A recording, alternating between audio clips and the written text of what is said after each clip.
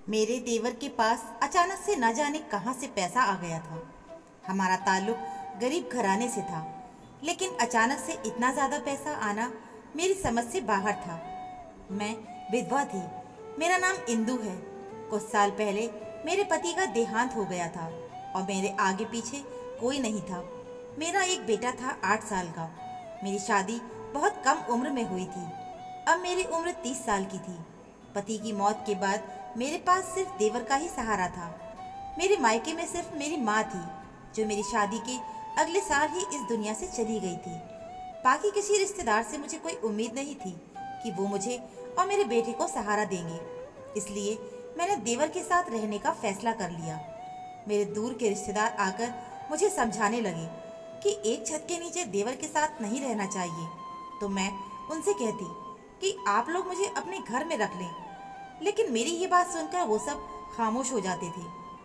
आज के ज़माने में कोई किसी को बोझ नहीं उठाता, लेकिन मेरे देवर ने मुझसे वादा किया था कि वो मेरा और मेरे बेटे का सहारा बनेंगे। एक बात मुझे समझ आ गई थी कि लोगों को सिर्फ बातें बनानी आती हैं। अगर लोगों को मेरी वाकई में इतनी फिक्र होती तो वो मुझे सहारा देते, लेकिन उन सबको मेरी कोई फिक्र नहीं थी। उनका मकसद सिर्फ मुझे परेशान करना था और कुछ नहीं। एक दिन मेरे देवर ने कहा कि इस इलाके का माहौल सही नहीं है। मैंने इसके बारे में बहुत सी अफवाहें सुनी हैं। आप मेरे भाई की इज्जत हैं और हमारा भतीजा मेरे मरे हुए भाई की एक निशानी है, और मैं उसकी देखभाल करने के लिए काफ़ी हूँ और उसकी देखभाल मेरी जिम्मेदारी है। अपने देवर की बात सुनकर मुझे बहुत तसल्ली हुई थी, लेकिन मुझे जमाने की बातों ने परेशान किया हुआ था। फिर मेरे देवर ने एक राय दी कि हम ये जगह छोड़कर कहीं और चले जाते हैं। मुझे उसकी ये बात बहुत अच्छी लगी, इसलिए मैं ये शहर छोड़कर यहाँ आ गई थी।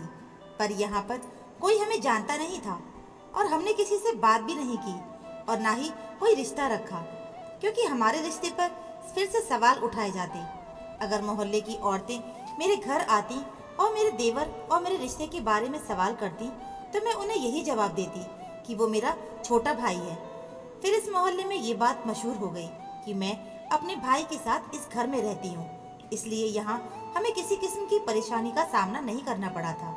मेरे पास मेरी शादी का जेवर था, जिसे बेचकर हम लोग यहाँ आए थे। आते ही मेरे देवर ने कारोबार करना शुरू कर दिया था और उसका कारोबार दिन दुगनी रात चौगनी तरक्की करता ही चला गया। घर में बहुत सारा पैसा आने लगा। मैंने कई बार देवर से उसके कारोबार के बारे में पूछा, लेकिन उसने हर बार जवाब टाल दिया था। फिर मैंने भी ज़्यादा पूछताछ नहीं की। मेरे लिए इतना ही काफ़ी था कि पैसे आ रहे थे। मेरा देवर एक अच्छा इंसान था। मुझे उससे किसी गलत काम की उम्मीद नहीं थी, इसलिए मैंने ज़्यादा छानबीन नहीं की। देवर के पास बहुत सारा पैसा आ गया और हमने ये मोहल्ला छोड़कर एक बहुत बड़ा घर खरीद लिया। अब हम एक बड़े घर में रहने लगे थे। हमारा रहन सहन अमीरों वाला हो गया था। ज़्यादा पैसे आने की वजह से सारे रिश्तेदार बार बार हमारे घर आने लगे। मेरे देवर की शादी नहीं हुई थी और मेरे देवर का पैसा देखकर सबकी आंखें चमकने लगी और मैं उन सबकी आंखों में खटकने लगी।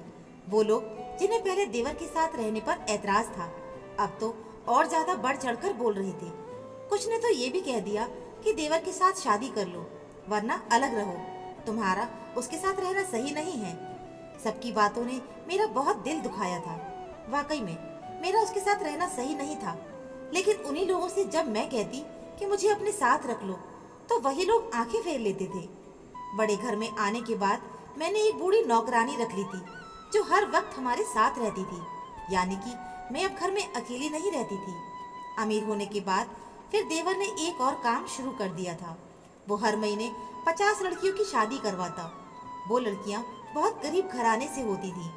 फिर शादी करवाने के बाद इस जोड़े को हनीमून की बजाय तीर्थ यात्रा पर भेज देता था और सारा खर्चा खुद उठाता। देवर के इस काम से मैं बेहद खुश हो गई थी, लेकिन अजीब बात ये थी कि जब भी लड़की तीर्थ यात्रा के लिए जाती, वापस विधवा होकर आती थी। मुझे परेशानी होने लगी, क्योंकि ऐसा हर लड़की के साथ होने लगा था। ये बातें सुनकर मेरा देवर भी परेशान हो गया था कि कैसे ये एक अजीब किस्म की अनहोनी होने लगी थी। मेरे देवर ने कहा कि मैं इस बात को किसी लड़की को पता न चलने दूं कि जो भी लड़की शादी के बाद तीर्थ यात्रा पर जाती है तो वो विधवा होकर वापस आती है। मुझे देवर की ये बात बहुत अजीब लगी थी। मेरे हिसाब से तो लड़कियों को मालूम होना चाहिए कि यात्रा से वापसी के वक्त उनके पति का देहांत हो जाता है।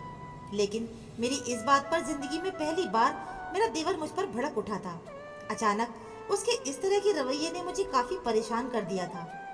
मेरे देवर ने आज से पहले मुझसे इस अंदाज में कभी बात नहीं की थी, बल्कि वो मुझे अपने भाई की विधवा मानता था और उसी लिहाज से वो मुझे अपनी बड़ी बहन का दर्जा दिया करता था। लेकिन आज जिस तरह मेरे देवर ने मुझसे बात की थी, उसके इस रवैये पर मुझे अब यकीन नहीं हो रहा था। मेरा देवर मुझसे बदतमीजी से बात करके जा चुका था, जबकि मैं ये सोच सोच कर परेशान हो रही थी कि आखिर मेरे देवर को क्या हुआ है। मैंने अपने बेटे को खाना खिलाया और उसे सुला दिया, जबकि मेरी खुद की नींद उड़ चुकी थी, क्योंकि मेरे देवर का रवैया दिन पर दिन काफी ज्यादा अजीब होता जा रहा था। मैंने अपने देवर को हमेशा नरमी से बात करते हुए देखा था, लेकिन पिछले कुछ दिनों से मेरे देवर का जो रूप मेरे सामने आ रहा था, वो किसी भी तरह यकीन करने वाला नहीं था। मैं हैरान रह गई कि मेरा देवर रात भर न आया और मैं उसका इंतजार करती रही। कहीं ना कहीं अब मुझे इस बात पर शक होने लगा कि कोई गलत काम करता है, क्योंकि दिन पर दिन घर में इतना पैसा आना और अब जो हकीकत मुझे पता चली थी कि लड़कियों को तीर्थ यात्रा पर भेजना और उनके पति का देहांत हो जाना, ये तमाम सवाल मेरे दिमाग में घूम रहे थे। कड़ी से कड़ी मिलाने पर मुझे इस बात पर यकीन होने लगा कि जरूर दाल में कुछ काला है। उस रात वो घर वापस नहीं आया था। वो अगले 3 दिन से घर वापस नहीं आया। मुझे अब काफी चिंता होने लगी थी कि आखिर मेरा देवर गया तो कहाँ गया था, क्योंकि आज से पहले ऐसा कभी नहीं हुआ था कि मेरा देवर 3-3 दिन तक घर वापस ना आए। मैं इसी बारे में सोच रही थी कि अचानक से घर का दरवाजा खुला। मैंने अपने कमरे से बाहर आकर देखा। मेरा 7 साल का बेटा अपने स्कूल गया हुआ था। दिन का वक्त था। मेरा देवर कभी भी मेरे कमरे में नहीं आता था, लेकिन आज इस हालत में मेरे कमरे में आया था कि उसे देखकर मैं हैरान रह गई, क्योंकि मेरा देवर शराब के नशे में धुत था। मैंने आज तक अपने देवर को किसी गलत चीज को हाथ लगाते हुए भी नहीं देखा था। इस वजह से मेरे लिए काफी बड़ा झटका था कि मेरा देवर शराब पीकर आया है। मेरे देवर के कदम लड़खड़ा रहे थे कि तभी वो अचानक से मेरे पास आया और आते ही मेरे कदमों में गिर गया। मैं हैरान रह गई कि भला इसे क्या हो गया। उसकी हालत काफी ज्यादा खराब थी। शायद उसने बहुत ज्यादा शराब पी रखी थी। वो बिल्कुल भी अपने होश में नहीं था। मेरे कदमों में गिरते हुए अचानक से फूट फूट कर रोने लगा। मैं हैरान परेशान रह गई कि वो रो क्यों रहा है, और रोते रोते वो वहीं पर बेहोश हो गया। यानी दोपहर के इस वक्त मेरे कमरे में आकर बेहोश हो गया। और अगर कोई उसे इस तरह से मेरे कमरे में देख लेता तो शायद मेरी इज्जत का जनाजा निकल जाता। इस वक्त घर में वो और मैं अकेले थे। जो नौकरानी मैंने रखी थी वो आज छुट्टी पर थी। अब मुझे समझ नहीं आ रहा था कि उसे किस तरीके से अपने कमरे से बाहर निकालूं। लेकिन जो भी था, मुझे हर हाल में इसे अपने कमरे से बाहर निकालना ही था। मैंने जैसे तैसे करके उसे घसीटते हुए अपने कमरे से बाहर निकाला। वो अच्छा खासा मर्द था। मुझ जैसी कमजोर औरत से वो कैसे संभाला जाता। जैसे तैसे करके मैंने उसे कमरे से बाहर पहुंचाया और उसे उसके कमरे में फर्श पर लिटाकर अपने कमरे में आ गई। मुझे याद आया कि रात के खाने के लिए सब्जी नहीं है, तो मैं बाजार जाने के लिए तैयार हो गई और देवर को कमरे में मैंने ताला लगा दिया था, ताकि ऐसी हालत में वो कहीं जा न सके। 2 घंटे बाद मैं सब्जी लेकर जब वापस घर आई तो मेरा देवर अभी तक अपने कमरे में लॉक था। अब मुझे उसकी हालत पर हैरानी होने लगी थी, क्योंकि वो काफी वक्त से ऐसे ही बेहोश पड़ा था।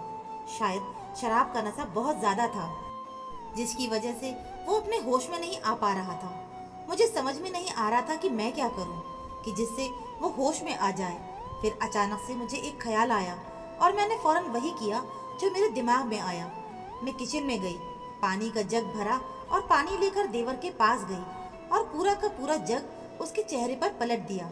एकदम से पानी गिरने की वजह से वो हड़बड़ाकर उठ गया, लेकिन अभी भी वो पूरी तरह से होश में नहीं था। मैंने उसे कहा कि अभी तुम बेड पर सो जाओ, जब तुम होश में आओगे तब मैं तुमसे बात करूंगी। मेरा देवर शायद वाकई में होश में नहीं था। इस वजह से सर हिलाता हुआ बेड की तरफ बढ़ गया। उसके कदम लड़खड़ा रहे थे। उसकी हालत देखकर मुझे अब रोना आने लगा था। तकरीबन रात के 12 बजे अचानक से मेरे कमरे का दरवाजा किसी ने खटखटाया। मैं घबरा गई मेरा बेटा भी जो सो चुका था। मैंने एक नज़र उसको देखा और एक नज़र दरवाजे को।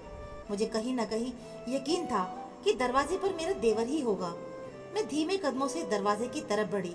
आहिस्ता से दरवाजे की कुंडी खोलने के बाद मैंने बाहर जाकर देखा तो मेरा देवर बाहर खड़ा था। उसकी झुकी नज़र इस बात का इकरार कर रही थी कि अपने किए पर वो शर्मिंदा है, लेकिन फिलहाल मुझे उसकी शर्मिंदगी पर बिल्कुल जरूरत नहीं थी। मुझे इस बात को जानना था कि आज उसने इतना घटिया काम किया तो क्यों किया। मैंने उससे पूछा, तुमने आज शराब पी थी? जबकि इस बात पर वो मेरी तरफ देखने लगा। उसकी आंखें लाल हो रही थीं। उसने कहा, मैंने जानबूझकर शराब नहीं पी थी। वो मेरे दोस्तों ने मुझे ये कहकर पिला दी थी कि ये सिर्फ एक सादा सा शरबत है। मुझे नहीं पता था कि मेरे अमीर दोस्त मुझे कोई नशा और दवाई मिलाकर पिला देंगे। मुझे इस बात का बिल्कुल भी अंदाज़ा नहीं था। अगर मुझे जरा भी अंदाज़ा होता तो सच में मैं वो जूस हरगिज़ नहीं पीता। मुझे अपने देवर की इस बात पर यकीन आ गया था, क्योंकि ये बात तो मैं पहले ही दिन से ही जानती थी कि मेरा देवर गलत इंसान नहीं है। तुम इस तरह के अमीर दोस्तों से दोस्ती खत्म कर दो। लेकिन मेरी ये बात सुनकर उसने अचानक से अपना सर उठाया और जिन नज़रों से उसने मुझे देखा तो एक पल के लिए मुझे हैरान कर गया। और फिर जब वो बोला तो उसके अल्फाज मुझे हैरान कर गए। वो कहकर रुका नहीं था, बल्कि अपनी बात पूरी करके वहाँ से चला गया था। जाते जाते ये भी कह गया कि मैं अब तकरीबन एक हफ्ते तक घर नहीं आ सकूंगा। इस एक हफ्ते में उसे एक बहुत बड़ा प्रोजेक्ट मिला है जिसे उसे पूरा करना है। मैं उससे पूछना चाहती थी कि आखिर वो काम क्या करता है जिसकी वजह से उसके पास इतना पैसा आ रहा है, और ये कौन सा प्रोजेक्ट है जिसे उसे एक हफ्ते के अंदर ही पूरा करना है। लेकिन मेरी बात सुनने से पहले अपनी बात कहकर वो वहाँ से जा चुका था। उसकी कही बात मुझे परेशान कर गई थी, क्योंकि उसने कहा था कि उसके अमीर दोस्तों ने ही तो उसे ऐसा काम बताया था जिसकी बदौलत वो चंद महीनों में इतना अमीर हो गया, और अब वो किसी भी कीमत पर इस काम को नहीं छोड़ सकता, क्योंकि इस काम को अपनाना तो बहुत आसान है, लेकिन इस काम से बाहर निकलना बहुत मुश्किल। उसके अल्फाज अभी तक मेरे कानों में गूंज रहे थे।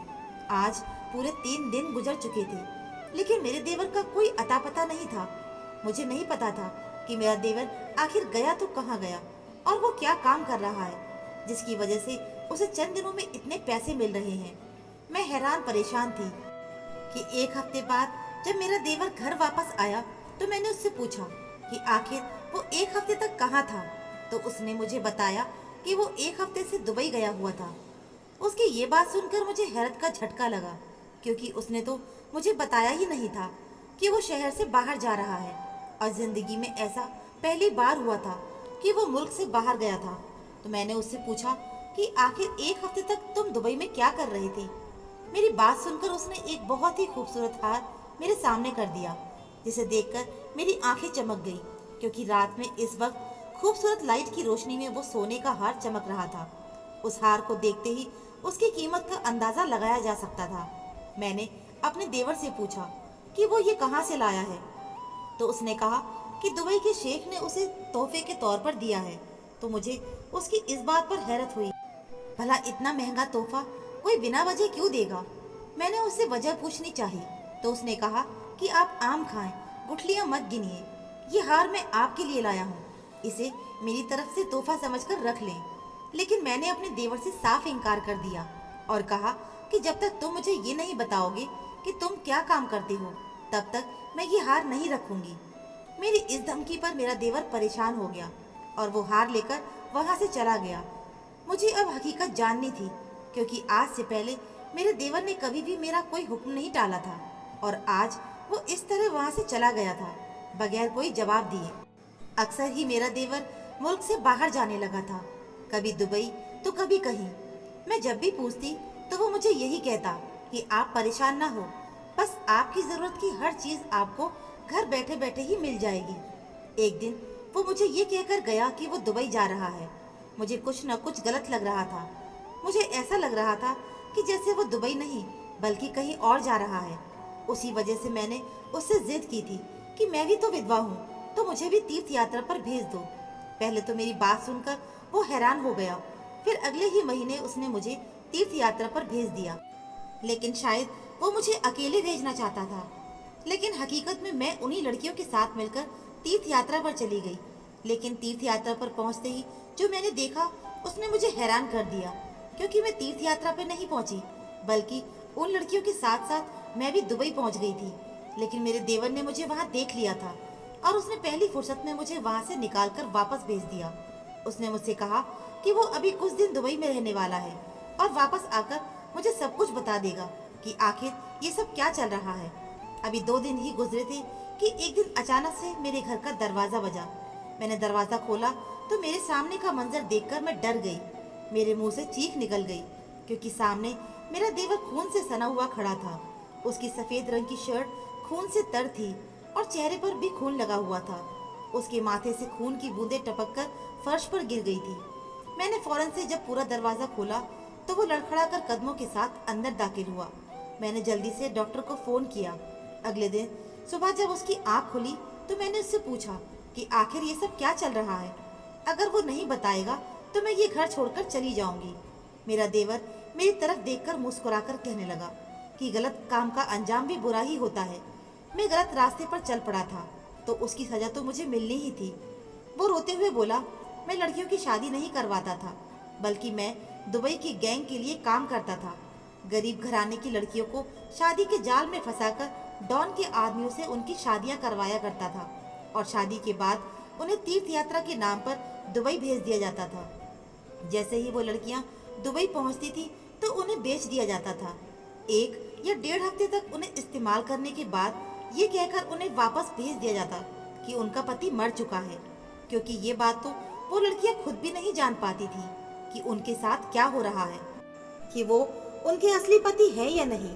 उन्हें तो बस ये बताया जाता था कि उनकी शादी उस आदमी से हुई है, लेकिन असल हकीकत ये थी कि दुबई का डॉन वो लड़कियां बेच देता था, जिसकी मुंह मांगी कीमत उसे मिलती थी। इस काम के लिए अलग अलग मुल्कों से लड़कियों का इंतजाम किया जाता था और इस तरह हमारे इलाके से मैं और मेरे वो अमीर दोस्त भी ये काम करते थे। हम लोग उन गरीब लड़कियों को शादी का लालच देकर दुबई भेज देते थे और वहाँ उनके साथ क्या होता था ये वो लड़कियां भी खुद नहीं समझ पाती थी, क्योंकि वो जिन लोगों के साथ रहती थी उन्हें यही लगता था कि वो उनके पति ही हैं, लेकिन हकीकत में उनके पति नहीं होते थे, बल्कि वो लड़कियां उन्हें बेची गई होती थी। मुझे इस बात का एहसास हो गया था। उसी वजह से मैंने उनसे माफ़ी मांग ली थी और दुबई के डॉन को मना कर दिया था कि अब से ये काम नहीं करना चाहता। उस वजह से उसने अपने आदमी भेजकर मुझ पर हमला करवाया और मुझे मारने की कोशिश की, लेकिन जैसे तैसे करके मैं वहां से बच गया। अपने देवर की सारी बात सुनकर मुझे अब उससे नफरत महसूस होने लगी थी, क्योंकि वो 1 नहीं 2 नहीं बल्कि अनगिनत लड़कियों की जिंदगी बर्बाद कर चुका था। फिलहाल मैं उसको माफ करने का कोई इरादा नहीं रखती थी। उस वजह से मैंने पुलिस को फोन कर दिया और उसे पुलिस के हवाले कर दिया। उसके लिए यही सजा बेहतर थी, क्योंकि उसने अपना जुर्म कबूल कर लिया था। उस वजह से उसे उम्र कैद की सजा हो गई और मैंने वो घर छोड़ दिया था, क्योंकि वो मेहनत के पैसों की कमाई से नहीं खरीदा गया था। बुरे कामों का अंजाम बुरा ही होता है। तो दोस्तों, कहानी कैसी लगी हमें कमेंट करके ज़रूर बताइएगा। वीडियो को लाइक और चैनल को सब्सक्राइब ज़रूर कर लीजिएगा। कहानी सुनने के लिए आपका बहुत बहुत धन्यवाद।